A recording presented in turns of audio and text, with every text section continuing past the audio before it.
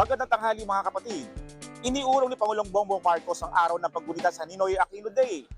Imbes kasi na sa August 21 ay ginawa niya itong August 23 para long weekend. Lalo't wala rin pasok sa Lunes, August 26 dahil National Heroes Day.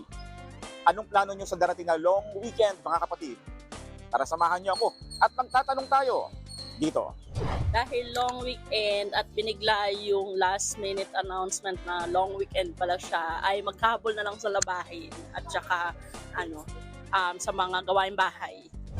Yeah, papasok pa rin. Kasi wala namang kami yan eh. Bakasyon, di naman nagbigay ng leave yung Kaya papasok pa rin. Papasok pa rin kasi wala naman kaming bakasyon para kahit paano kumita man para sa pang-araw-araw.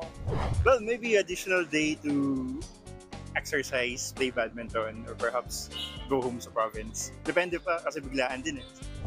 So long weekend.